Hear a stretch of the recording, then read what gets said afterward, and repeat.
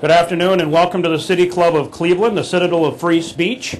I'm Mike McIntyre of the Plain Dealer and the Sound of Ideas on 90.3 WCPN Idea Stream, and I've always wanted to bang that gong.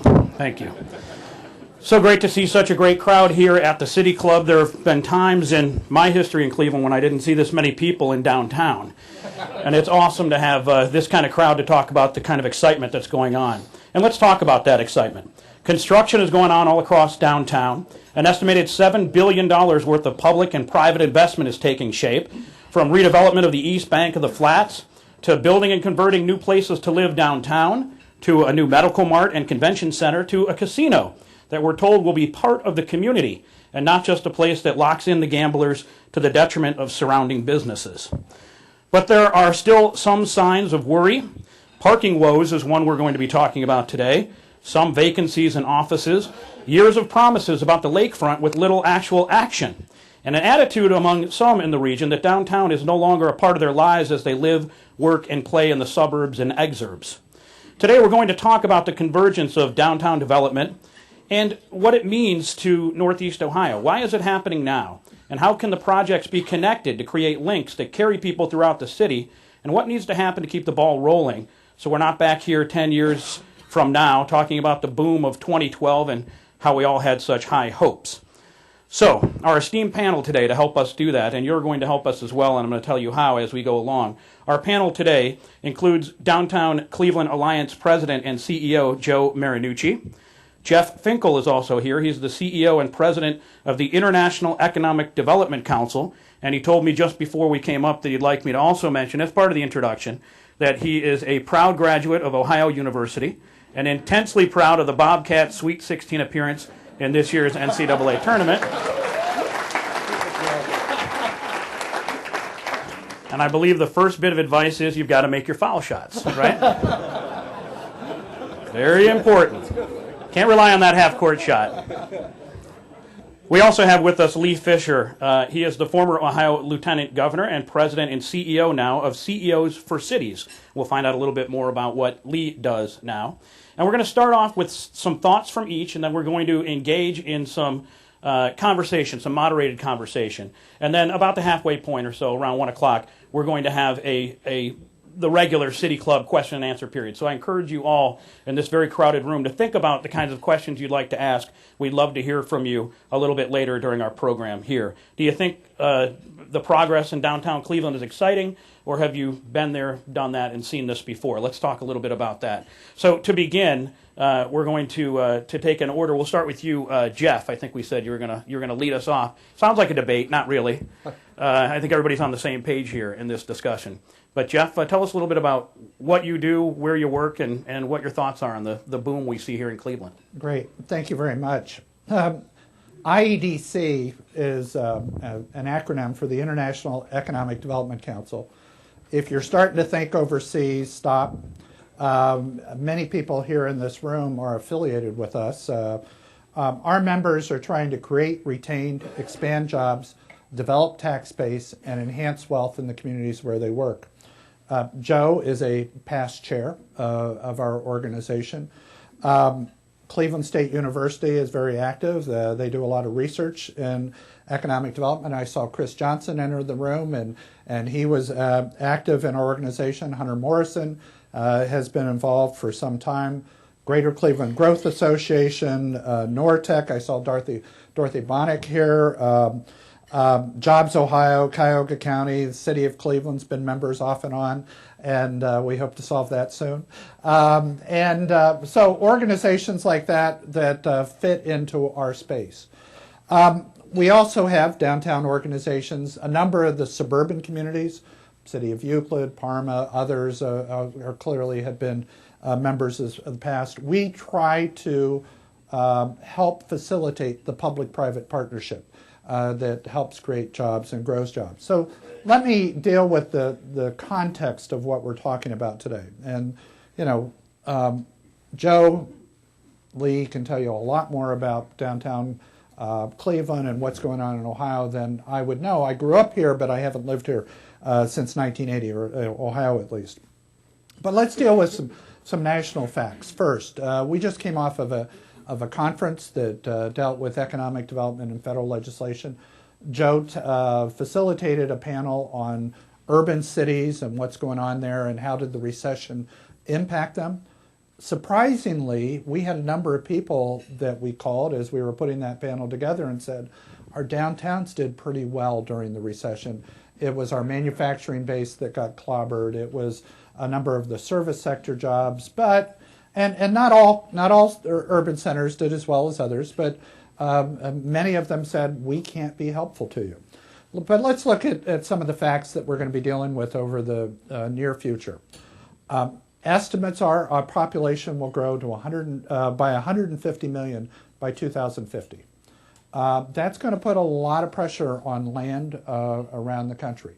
Second, we know the millennials choose downtowns over suburbs by a big percentage. In fact, only 12% of future homebuyers want the drivable suburban fringe as the place that they want to call home. So there's going to be a fair amount of pressure on looking at housing opportunities in places like Philadelphia, New York, Chicago. I mean, they're already way ahead, and they have large urban populations. A number of other cities are starting to develop patterns that are going to grow in that way. At the same time, the way we house people in their offices is changing a great deal. The accounting firms, I think, started it. It's like hot bunking in the Navy. One person shows up at a desk one day and somebody else shows up at that same desk the next day. So the demand on office space is changing. Technology is changing the need for office space. And many people are working part-time at home. They're working full-time at home, and they show up at the office when there's a meeting. So the demands on our office space is changing as well. Let me give you a few statistics. And some of this is going to sound gloomy, but then I'm going to give you the bright side to some of these statistics. Since 2000, Baltimore lost 4.6% of its population. Chicago lost 6.9% of its population. Pittsburgh lost 8.6%, and St. Louis lost 8.3% of the populations. But in Baltimore, its downtown residential population has grown by 11.6% since 2006, and now provides living accommodations for over 40,000 people. Chicago's Loop saw a 76% increase in inhabitants since 2000, and the near south side more than doubled in population, even as the number of downtown jobs declined by 60,000. St. Louis's central neighborhoods gained several thousand people. But when I'm talking about Chicago's suburbs are shedding jobs, but companies such as Allstate, Motorola, AT&T, GE Capital, and even Sears are considering their fringe employment centers for downtown, and Sara Lee is seeking a new headquarters in downtown Chicago. St. Louis, between 1999 and 2010, received $4.5 billion in downtown investment, $1.4 billion residential, nearly $1 billion in sports and entertainment, over $500 million in new hotel, institutional $500 million, and office $500 million. And many of us know the Las Vegas Strip, but if you've been to downtown Las Vegas, that's where the growth is starting to occur in downtown Las Vegas. Birmingham, Memphis, and other places are doing well. I think I'll end on that note so we can continue the conversation with others. And we'll bring that conversation to what's going on in Cleveland as well when we get to Joe. But let's have Lee Fisher give us some thoughts now. Lee? Okay, thank you, Mike. Well, first let me explain what I do now. I have the privilege of being the president and CEO of a national organization called CEOs for Cities that was founded 11 years ago by two people in particular, Mayor Richard Daley of Chicago and Paul Grogan, who at the was the immediate past president of LISC, the Local Initiative Support Corporation, and today is the president and CEO of the Boston Foundation. Mayor Daley used to complain that he would go to the Conference of Mayors and that it would be an echo chamber. He'd listen to other mayors, but he didn't hear the perspectives of the kinds of people that we see here today at the City Club from all the different sectors, public, private, nonprofit, and philanthropic. Paul Grogan looked at it and had just written a book called Comeback Cities and said that we need to look at cities not as a set of pathologies and negatives, but really as a set of distinctive assets, and look at how we can not so much fix the problems, but invest in the opportunities and the assets. And so was born CEOs for Cities, which is a global learning community and partnership network that connects urban leaders across sectors and across generations to each other and to the smartest ideas and practices and compelling stories and lessons learned for making cities economically successful. It's premised on a couple notions. Number one, that the world is coming at us at lightning speed, and that no city lacks talent. That's evident by the people in this room today. But almost every city lacks a way to harness cross-sector, cross-generational talent at the same table and to connect it to their counterparts throughout the country and around the world. Why is that important? Well, there will be more text messages sent around the world today before we go to bed than there are people on the planet. And even the smartest people in this room today, people at this head table, like, for example, Jim and Tony and Hunter and so many others, do not know this fact. In fact, there's only one other person in this room who knows this fact, but it's important to know, and that's Peggy Zohn Fisher. 42% of those text messages will have been sent by one person, our daughter, Jessica.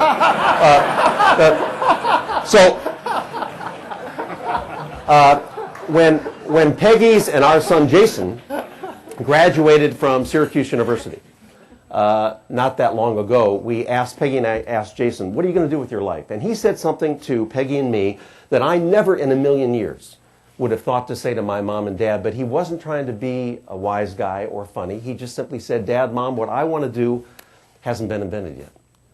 But if you think about it, we are in a time of paradigm shift where we are teaching people at Cleveland State and Tri-C and Baldwin-Wallace and Case Western and so many other colleges and universities for jobs that do not yet exist, using technologies that have not yet been invented to solve problems that none of us in this room know are problems.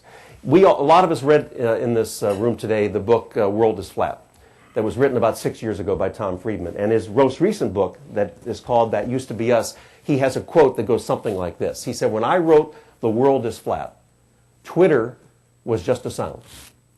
Facebook didn't exist. LinkedIn was a prison. Applications are what you sent to college. And Skype was a typo. My point being that was just 6 years ago. Oh, and the cloud was something in the sky. And that was just 6 years ago. But the truth is that now, if you take a look at what's happened in the world, just literally October 31st of last year, the 7th billionth person on Earth was born. The 6th billionth person on Earth today is only 12 years old. And Eric Schmidt of Google has said that if you take a look at all the information being generated in the world today, compare it to what from the dawn of civilization to the year 2003, it equals to how much information will be generated between Monday and Wednesday of every week. That's what's happening in the world today. So it's premised on the notion that no matter how smart you are, you have to learn something from someone else, somewhere else, all the time. The second premise is that if you want to change the world, I would argue you don't do it from the top down, you do it from the bottom up. And you do it at the local level and at the city level. The greatest, I think, driver of global economic growth today are cities and metropolitan regions. We are adding the equivalent of 7 Chicagos a year to the urban population.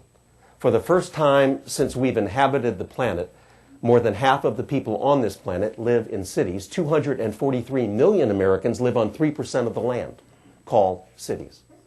Now, so if you accept the premise that the world's coming at us at lightning speed, and you accept the premise that the greatest driver of economic growth is cities, what's the greatest driver of economic growth within cities? Now, some might say technology. Some might say placemaking. I would say it's none of those. I would say it's cross-sector, cross-generational urban leaders. It's all down to the people who are harnessing their talent and connecting it, and that's what CEOs for Cities is all about. Joe, let's bring this conversation to Cleveland. What's going on downtown? What the kind of things these guys are seeing on a national scale let's focus that here. Mike, and I appreciate Lee talking in those global statistics, and Jeff talking a little bit about the national. To bring it down to Cleveland, I think when you think in terms of downtown Cleveland, first of all, let me say how refreshing it is to see this room filled. We sold out today's event, and it's really a tribute to all of you who have interest in downtown Cleveland, have interest in where we're going in downtown Cleveland, and really are partners in all this. It's refreshing to see many of our strategic partners who are here, whether it's Joe Sipperman and City Council, whether it's Greater Cleveland Partnership, Playhouse Square, our neighborhood-based partners, Gateway and Historic Warehouse District. We're all collaborating to do many of the things that I'll talk about together. And really at the top of the list are the downtown property owners who about 6 years ago came together and said, we're going to begin a process where we try to reinvest ourselves by enhancing services.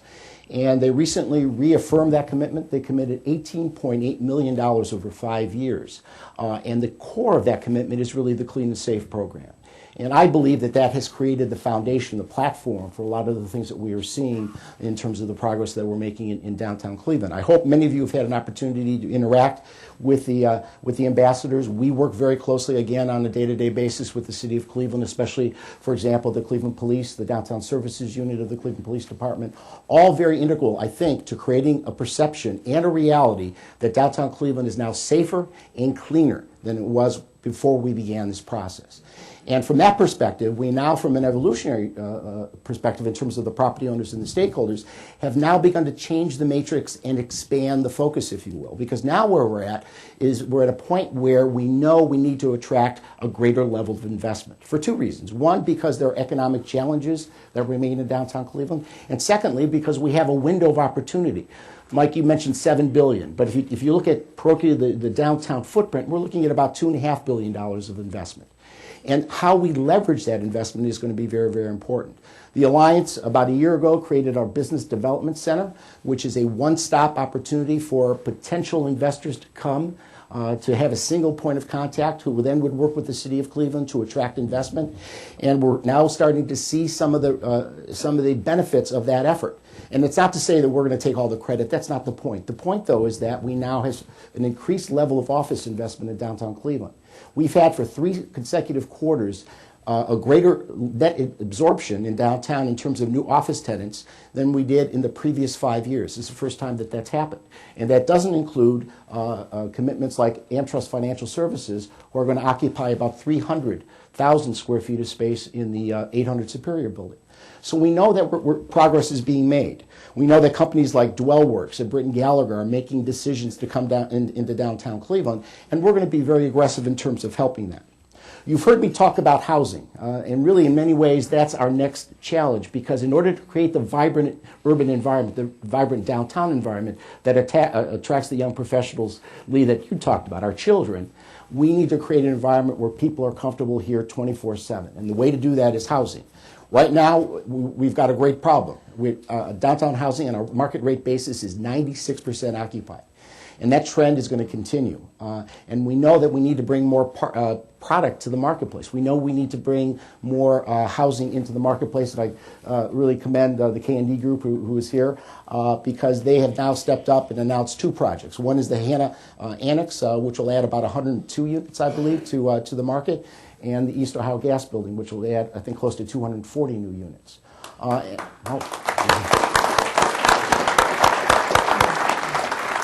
So it's those types of transformational steps and that are going to be very, very important to us to continue this momentum. And I also will close before kind of opening up to the overall discussion that we're now seeing a lot of retail interaction as a result of some of these things that are going on. And some of it is incremental, some of it is homegrown. For example, Colossal Cupcakes just opened on Euclid Avenue, a great local entrepreneur who's taking a step forward, putting her entire life savings into that initiative. Hodges, coming from the food truck industry, is now opening in the 668 building on Euclid Avenue. Nexus Cafe over on the Gateway Complex side. Cleveland Pickle Circle, right down here at 800 Euclid. All of these are homegrown entrepreneurs who are making a decision to invest in downtown as a result of that. In addition, we're also seeing some interest in terms of national retailers that are now looking at Cleveland. Why? Because the Medical Mart Convention Center is going to be opening next year, and the casino is going to be opening next month. So we're beginning to see some of the, if you look at it, some of the elements all come together. The office demand, housing, and retail, and going forward, having all three of those the legs of the stool working together are going to be vitally important. There have been other points in the city's history where there have been development booms, and this is going to save the city. And 10 years later, we're saying, where did the salvation come? Where did that go? How do you make this different? How do you link each of these developments so that it flows throughout your downtown area, and as importantly, flows out to your neighborhoods as well? What's the plan? Well, I think from my perspective, and I assume you guys can weigh in as well. But start with you, Joe. Again, going back to the comment about young professionals, when you look at downtown Cleveland right now, we have just under 11,000 residents in the core of downtown, and that's a 53% increase from the 2000 census. And interestingly enough, 49% of that increase comes from people between 25 and 34 years old. So we know that age group is really kind of our core market currently. Now, that doesn't mean that we can expand the market and we can continue to move that forward. But creating opportunities for connectivity, which I think Lee mentioned, is vitally important. And creating forums like this forum, or the Plain Dealers Community Conversation, which concentrated on downtown Cleveland a couple weeks ago. We had Paul Levian from Philadelphia working with us in relationship to that. It's the community engagement process through the Cleveland Leadership Center. It's Positively Cleveland's Tourism Summit, and getting all of us to begin to think about what it's like to connect the dots and make the visitor experience more profitable. All of these are efforts to really begin to connect the dots in a way that we haven't before. Jeff? Yeah, it's wonderful what's going on in the downtown Cleveland, and it's wonderful what's going on in downtown Washington and Philadelphia and Chicago, et cetera. But these downtowns don't stand alone. There is a lot of things that need to go on in the region. I mean, fortunately, Ohio is below the national average on unemployment. National average is 8.3%. Ohio's at 7.5%. We're seeing a lot of leadership in Ohio regarding the Third Frontier program, the Edison programs. We're starting to see some of the manufacturing starting to come back in a big way.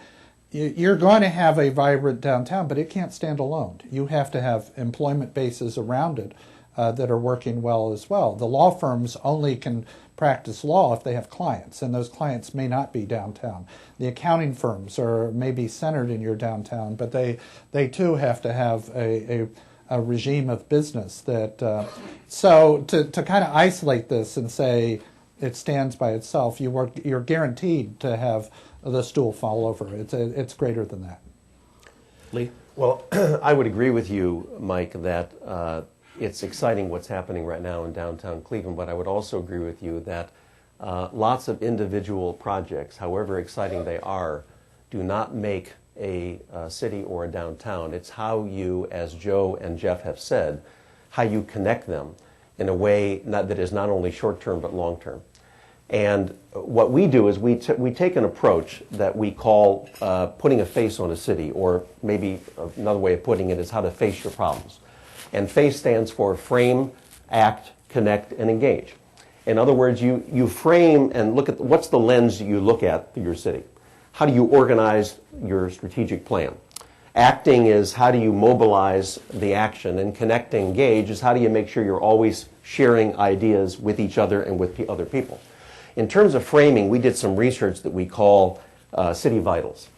And what we basically say, and it's not the end all, but what we say is that we think there are 4 things that you should look at when trying to make sure that the work you're doing in a city is sustainable and lasts beyond any individual project. I'm a big believer in framing things that are memorable.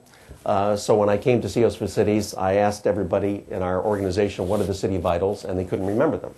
So I rebranded it so that you will all remember, as of this moment, what the City Vitals are, because they spell out the word city. C for connectedness. How do you connect your physical capital, your human capital, and your social capital? I for innovation. T for talent, and because I could not figure a word that started with Y, I came up with it one day, and I think it is the key. Your distinctive assets. In other words, it is distinctiveness, but distinctiveness by its very nature means that it is yours and yours alone. And if you can take those distinctive assets, whether it is, for example, a lakefront or a particular business like Procter & Gamble in Cincinnati, if you can take your talent and not only attract and retain it, but develop and deploy it and increase your educational attainment level, if you can foster a culture patterned after things like the third frontier, creating hubs and clusters. So as David Morgenthaler would say, that if you lose your job, you don't lose your parking place, because you can go right next door because of the cluster that exists in a place like the Research Triangle. And if you can connect using Joe Calabrese's public transit and social capital using the civic commons and how you engage, and the physical capital of clustering, if you can do all those four things, you will be able to make sure these projects go beyond a particular project and are connected and sustainable in a long-term way. Joe, you mentioned earlier Paul Levy, who is the chief executive of Philadelphia's Center City District, was here for that session. First of all, he said people attract people. So the idea of having residents downtown, I can see why it's so important. He also says of Philadelphia, we were not economically depressed, we were clinically depressed. And I thought, boy, does that sound familiar? What about attitude? What about what has changed about attitude, or have you seen a change, and what still needs to change in terms of getting downtown to the point where you think it needs to be? Well, I think I could answer that in two ways. I think for many of us, again, who live and work and play in downtown Cleveland, the spark that kind of changed the metric, I think, from an attitude perspective was when the Medical Market Convention Center broke ground and began the demolition of the buildings. I think it was in January of last year. That seemed to create a little spark that has grown. And to be perfectly frank, all of us know nothing better from a psychological perspective than to see cranes in downtown Cleveland. And we see a number of them now. We see them on the East Bank. We see them on the Medical Market Convention Center site. So that psychologically has been a big plus. That coupled with, I think, the fact that Jeff alluded to, Northeast Ohio is doing a little better than the rest of the state from an economic recovery perspective, and Ohio is doing a little better than the nation. So I think there is a little more optimism here across the board. But I think going back to those young professionals, we're seeing a lot of passion in that group. We have a program called City Advocates, which really brings together passionate young professionals who want to get involved on a day-to-day basis in downtown Cleveland. They're from all walks of life. Some live downtown, some don't. We just announced a new class of 16 individuals. We had 82 people who applied for the program. And that's great from our perspective because these are all ambassadors for what we're trying to accomplish downtown, and they're all passionate about what we're all collectively trying to achieve. So I see those types of things as signs that there is a lot of vibrancy, and that vibrancy is beginning to infect the region. Lee, you talked about leadership earlier and getting different people to the table. What kind of leadership needs to happen? Does it need to be the mayor saying we are going to turn around and face the lake finally in Cleveland? Somebody sort of using the bully pulpit for that? Or is the leadership the idea that there are public-private partnerships in order to let these things grow and the need for those? How do you define the leadership that we're talking about? Well, it's all of the above, and Mayor Jackson deserves an awful lot of credit because he's often called quiet, but he exudes a quiet confidence that I think is the exact kind of attitude that we need. And what he's doing right now, for example, with his vision of the lakefront, is visionary. And I think that what he and Tony and a lot of other people in this room are doing is really a model for the nation. It's not just a model for Ohio. And in fact, I'm out there all the time. I've been in 25 cities over the last 30 weeks, and I talk about Cleveland all the time. Having said that, I will say this to you, that I think that we don't always walk the walk. And here's what I mean. Think for a moment of the organizations that exist here in Cleveland and in the region and that you belong to. Now think about how many of them are cross-sector and cross-generational, where we're working at the same table with both established leaders and emerging leaders, where we're working at the same table with leaders from the public, private, nonprofit, and philanthropic sectors, where young entrepreneurs are at the same table with Fortune 500 CEOs? The answer is it doesn't happen too often, and if it does, it happens more by accident than on purpose. And the cities that are doing the best are actually purposely tackling this issue and saying that when the world's coming at you at lightning speed, it's not enough to have talent. You've got to harness the talent, you've got to connect the talent both within your city and with other cities and your counterparts around the country and around the world. And the cities that are doing that are the ones that are actually going to win this economic competition. Is it, Jeff, is it political leadership? Is it economic leadership? Who are the leaders in the cities that are succeeding? I think it's both. And as Lee was answering the question, I was thinking around the country at some of what I thought were the best examples. First, there is a political risk that comes about of making investments, maybe in the worst of times, to change your city. The Big Dig in Boston.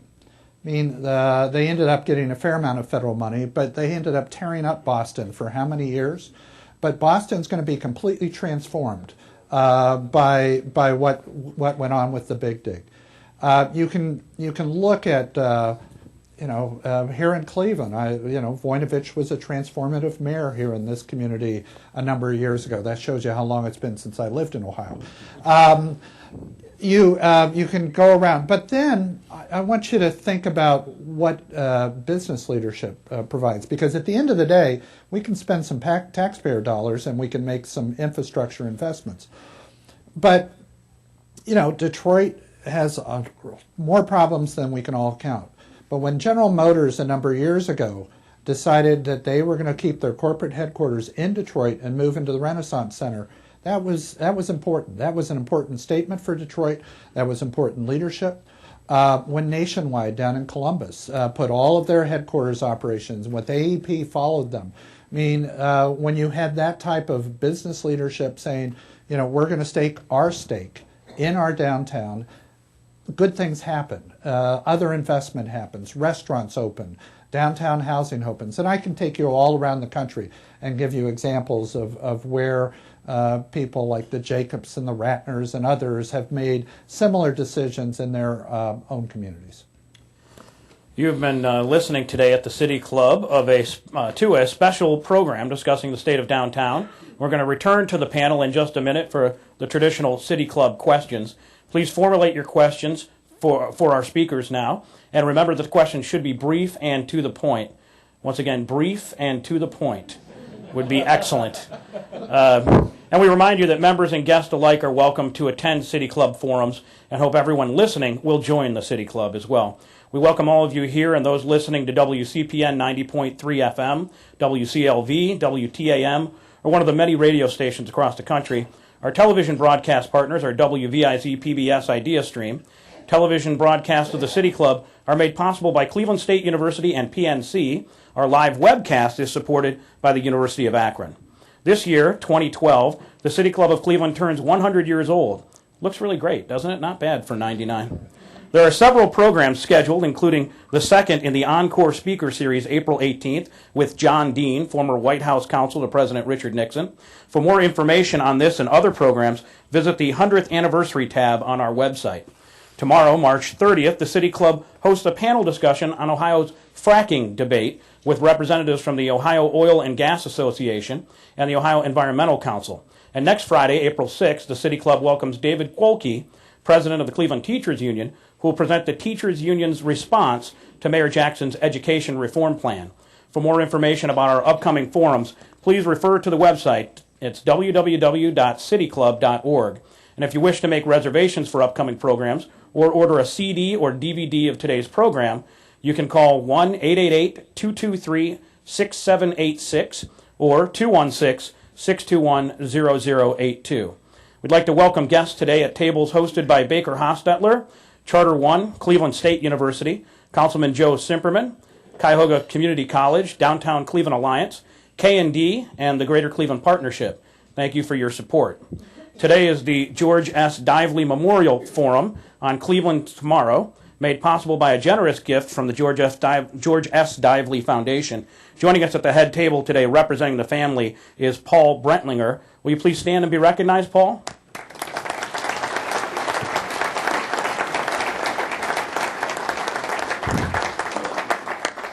And now we would like to return you to our speakers for our traditional City Club question and answer period. We welcome questions from everyone, including guests. Holding the microphones today is City Club Program Director Carrie Miller.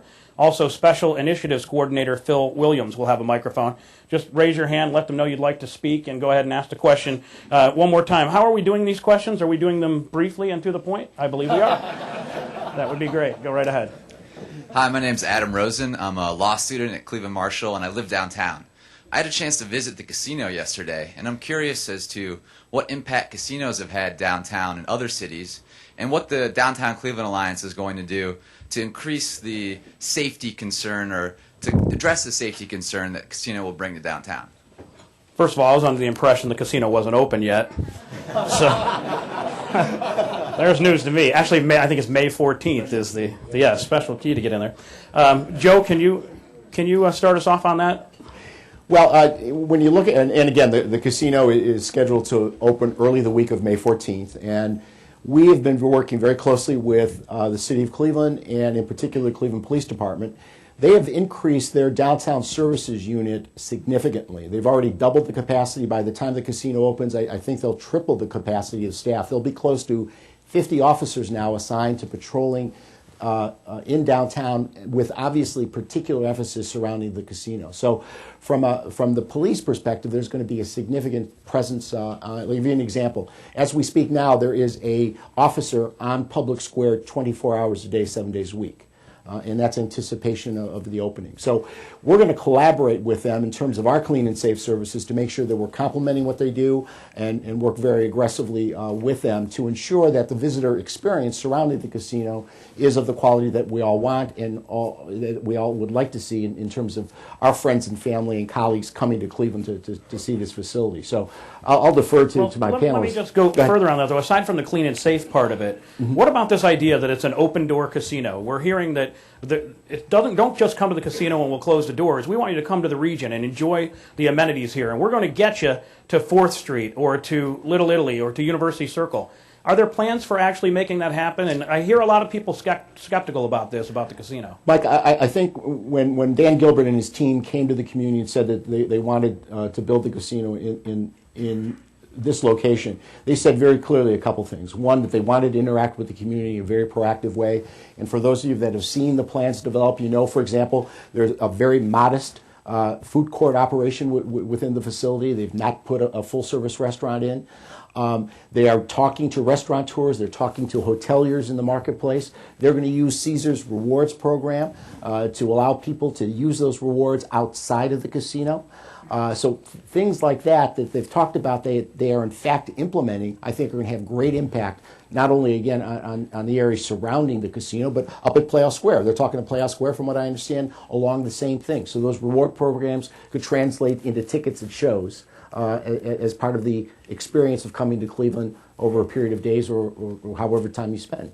And our national experts, you see many cities where casinos are part of the development plan. Jeff, have you seen places where it works and it benefits the whole downtown region and the community as a whole? You know, I think the underlying premise of the initial question is that this is going to bring a crime wave to downtown. I actually think the reverse is true. If you look at New Orleans, New Orleans is going to be different. I'm not sure that many more people probably go to New Orleans as a result of the casino. I think you'll have a fair amount of in-migration tourism as a result of the casino. If you go to a casino which is very successful, not an analogy at all, East St. Louis, Illinois, that actually brings a positive to the community in terms of the stability of the community. It brings a lot of money. It brings, there's probably, the police are spending more time protecting the visitor than they are reverse. Baton Rouge, it's a wonderful experience. People coming off the boats that, now I'm not taking any value judgments on whether casinos are good, bad, or indifferent. But you do see, some economic prosperity coming off of them. You see a fair amount of jobs, and you can see a fair amount of tax revenue as a result. Clearly there are habitual gamers and other issues that a community has to think about. But I haven't seen many of the downsides that I think we were alluding to. From my experience, it comes down to the experience and the attitude of the developer and the engagement of the community. And we're actually very fortunate to have somebody like Dan Gilbert, because I've spent a lot of time in Detroit. And to see what Dan Gilbert and Quicken Loans is doing in Detroit shows me that he understands economic development. And he sees the forest for the trees, the tree being the casino, the forest being the city. And if you have somebody like Dan doing it, we can have a lot more confidence. And if you have a community that's engaged and keeping his feet to the fire, as we are, then I am extremely optimistic. I will say to you that I'd like to encourage Joe to see if we could get Cleveland Pickle and Colossal Cupcakes into the casino, because that would visitors to those locations. Yeah, either way, right. Okay. Yeah, they'll welcome cupcakes at the casino, I'm sure. Right. Next question, please. Hi, my name's Laurel Miltner. I work with PR 2020 downtown and live in Tremont. We've talked about office spacing and housing and retail all being vibrant in downtown Cleveland, but I think that one missing piece to a strong downtown is efficient public transportation. I'm curious if any of the panelists have thoughts on improving public transportation in Cleveland or successful models in other cities that we may be able to draw from. Joe? I'll talk in terms of what we're working with RTA. Joe Calabrese is here. One of the keys that and Joe has made me a convert in this regard, is that we really do have a very strong trolley system here in downtown Cleveland. Those of you that know, we have an E line and a B line. It's been very, very successful. There are now 5,000 people a day using those lines. But we began a dialogue with Joe to kind of say, how do we expand that capacity? And the good news is Joe went to NOACA and was able to get some federal funding that allowed some dollars to be moved towards that end. So the bottom line is we're going to be able to extend the trolley from 7 p.m., where it currently stops, to 11 o'clock each night. We're going to have another trolley service that will operate on weekends, connecting all the venues. And we're also going to have a trolley service that will operate up and down the new 912 district, up and down 9th Street. So all of these are really going to come on board a little later this year, and we think that that's a great connectivity from a public transportation perspective. And again, just to remind everybody, you ride free with a smile. So it's a great, great amenity for those of us in downtown Cleveland. What about the experience of public transit in other cities? I think that was part of the question, too. Jeff? Yeah. The trolley system that Joe's talking about, they have been doing only with buses in Washington, D.C. Anybody who's been to New York knows that, it seems like 3/4 of the people use the transit system there. Washington, D.C. subway system. There are a variety of communities that do it very well. The other advantage that you have is downtown Cleveland's very walkable. It doesn't take you long to get from one place to the other in the downtown. Now, It depends on what month you're talking about. Well, okay, or if you're carrying groceries. Well, that's And Joe gave me a tour today and also showed me a number of the transit connections that you're planning to make. I think you're going to be as competitive as many places with some of the transit connections that you're creating. If you'd like a little more information about that, by the way, I'll make a plug. We had Joe Calabrese on The Sound of Ideas, the show I host this morning, and you can check that out, wcpn.org/SOI, and look for the show there. All right, personal plug finished. Next question, please. We're at the George Dively Memorial Forum, and as most of you know, George Dively founded Cleveland Tomorrow and is a great believer in corporate leadership and economic development. So I want to return to the sustainability question and ask the panel, principally Lee Fisher and Joe, because they know the community pretty well, whether or not we can sustain this effort with nonprofit leadership and with government leadership, or whether or not the primary thing that we need is corporate leadership and philanthropic leadership. I see so many other cities around the country who have led with corporate leadership and philanthropic leadership. What's your thought? Lee? if you take a look at a city like Houston, where I'm going to be on Monday, some of you who've been there know that they have a project they call Discovery Green, which is a 12-acre urban park that the mayor and the city leaders and the philanthropic foundations back in 2002 said we need to actually create a space that is not just green space, but connected space that will actually catalyze development around the green space.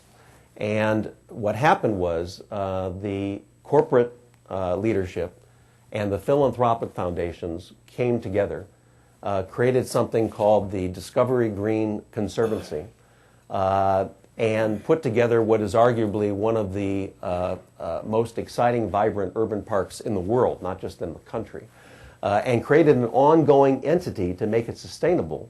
This conservancy actually has a budget of $3.5 million a year to actually make sure that not just the park's maintained, but that there are events. They have something like 1,000 public and private events in this urban space a year.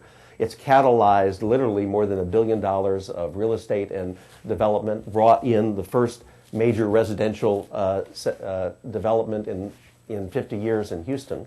And there's no question this kind of thing can be done, should be done.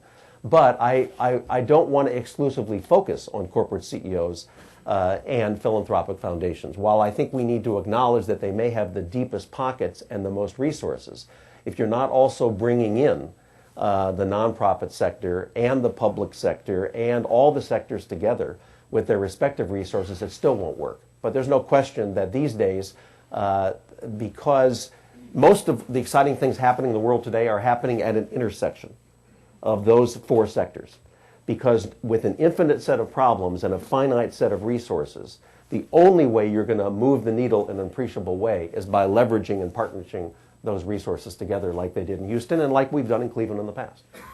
Joe, that's what's going on here now, leveraging and partnership? I think that's the key. And Lee, to your question, really, what gives me great confidence is the Group Plan Commission model, to be frank with you. Because if you go back to the late 80s, you go back to the early 90s when we had our last period of significant investment in downtown, what we had was a lot of one-off investments that didn't relate to each other.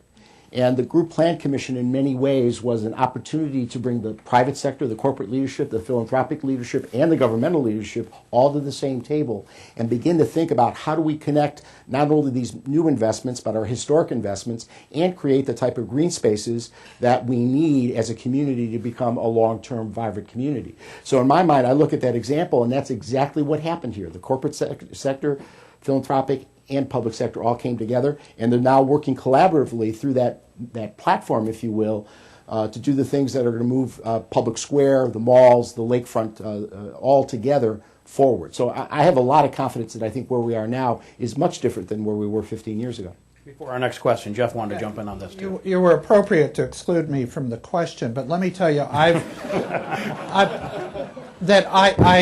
watch leadership issues all around the country. And where you have, why Cleveland was very successful and Toledo was very successful in your corporate philanthropy over time is they were homegrown companies. The Eaton Corporation, when the Eaton family was terribly engaged in that, you could count on their local investment, you could count on their local support. When you get to the next generation and they start hiring Harvard MBAs to run the company, you've lost.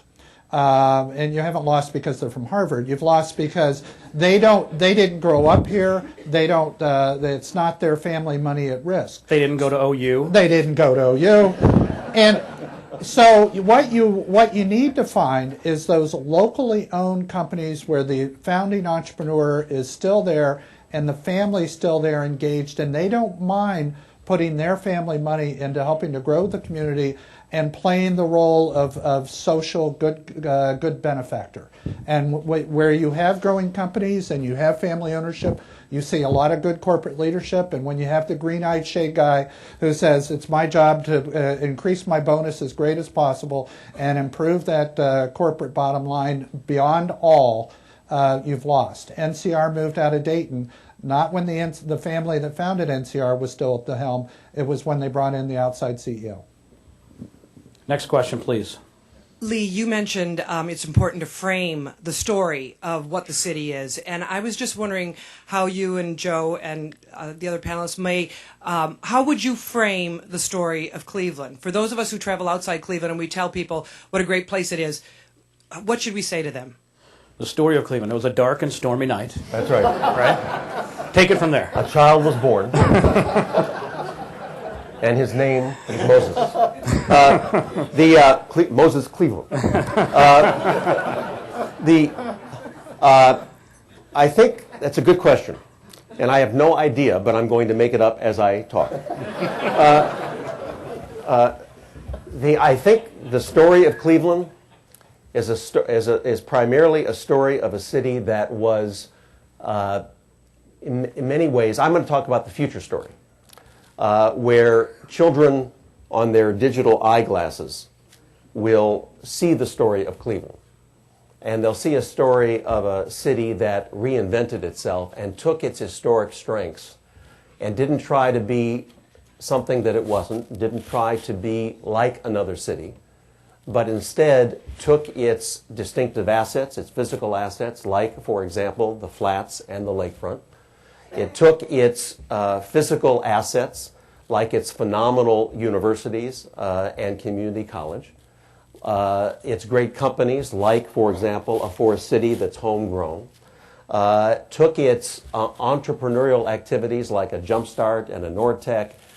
Took its social capital like a Civic Commons and blended it all together and created a distinctive city on a lake that was vibrant and sustainable and turned out to be perhaps the most interesting mid-sized city in the world. I just made that up. Yeah. Okay. Good. Okay. And they won the Super Bowl in 2016. Yes, thank you. Thank you. I love that. Perfect, Doug. Thank you. That's right. And the NBA championship and the World Series. Yes. Fine. We'll take them all. Right. Joe? You guys don't expect me to follow that, do you? Well, from my perspective, again, I go back to to our evolution, our roots as well. We were a community that was built on manufacturing. On the strength of that manufacturing, we created institutions like the Cleveland Museum of Art or the theaters based upon that historic wealth. We created subsidiary businesses, the law firms, the accounting firms, which supported those industries. And as we've evolved and changed, maybe some of that corporate strength is no longer here. But to Lee's point, if we can replace it with that entrepreneurial spirit that we know exists here and nurture that, then we'll create a whole new chapter in our evolution. So from my perspective, it's the challenge of embracing that change, embracing the creativity and nurturing it so that we can take the community to another level. Next question, please. If we assume that the people who we want to attract to downtown Cleveland are going to be Lee's kids. That's who we want to attract. That's the type of person we want to attract. And we know Lee's kids are mobile. They can stay in Cleveland. They can go to Chicago, L.A., Portland. Are we attractive enough? Are we competitive enough in the context of giving Lee's children the opportunity to be leaders in figuring out what's going on downtown?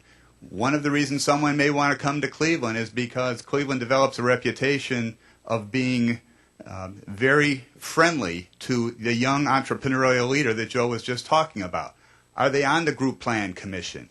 Are they in positions to make decisions? Because when that happens, we become a much more attractive town to Lee's children. And I would be curious as to whether you think we are in that position now and how we compare to other cities on that regard. Is there an age requirement, or is the door open to everybody, Lee? Well, first I'd like to say that rather than trying to mobilize and trying to bring thousands and thousands and thousands of 25 to 34-year-olds to Cleveland, I think the entire community should mobilize on my two children. I think that you've got the key there, right? I think if we can just get Jessica and Jason back here, everything else will work. I would say to you that there are two competing theories out there, both of which are right. And that is that many in my generation would go to a city for the job, no matter where that city was, whether it was Wichita or whether it was Steubenville. But that the generation of Peggy's and my children are now going to the place first because of the quality of place and looking for the job. And the truth of the matter is both those theories are right, meaning that it's a cycle. And while there's no question that a city that does the best is the one that understands that attracting the job opportunities and the placemaking are integral to each other, and it's not one or the other. If you really want to focus on bringing that creative class back, it's a combination of the cluster model that Michael Porter talks about creating the entrepreneurship and the risk-taking culture. At the same time, you're focusing on the wayfinding and the placemaking that is so absolutely critical that Mark Namick just wrote about this morning in the Plain Dealer. Joe? And I would add, although I'd love to bring Lee and Peggy's children back as well, to give you a personal experience, my two older children have chosen to come back to Cleveland. My oldest son is graduating from Case Western Reserve Law School. He's going to choose to practice law here in Cleveland. My daughter, who is here with us, is an architectural student at Kent State University. She's getting her master's and will choose to practice here in Northeast Ohio. And I think people are making those choices. Young professionals are making those choices. But I'd also be remiss if I didn't mention Global Cleveland, because I think that's a great opportunity for us across a wide spectrum to attract not only our children and bring them back, but to bring other types of individuals, the boomerang generation, back to town, as well as attracting new immigrants and others who really can make a lot of the investments that we're talking about. And the good news is we've done a great job of maintaining and attracting, keeping my two kids. They're 14 and 11, but they're firmly rooted. We'll take one more question here. And who will it be? Oh, we don't have another question. Okay, fine. I've got this, though. Let's wrap this up. Let's put a little bow on our discussion today. What do we come away? What's our takeaway today, Joe? And let's have about a half a minute or so from each of you, or a minute. What should we, as we leave here, think about in terms of what we can do, what the people that are here and so interested can do to continue the progress of downtown Cleveland, so that 10 years from now, we're not saying what happened? Well, from my perspective, again, our opportunity to leverage what's going on is going to be vitally important. And let me talk a little bit about a trend that really began here in Cleveland called cash mobs. And if you think about it, the premise is a very simple one. We can influence the direction of our community by our own personal actions. Whether it's come down to a new retailer and to spend $20 or $25, to bring your friends down to do the same thing, to make a decision to spend those disposable income at Playhouse Square or some of those other places, that's really the opportunity we have to capitalize on. All right. Jeff, your wrap-up thought on that? Yeah. What appears to be going on in downtown Cleveland looks wonderful. And you've got a lot of momentum in a whole variety of areas. You're going to have solved your convention center problem that has been a holdback for this community for a long time, at least in terms of getting larger conventions. You're going to solve your hotel issues with that. The medical mart seems to be wonderful.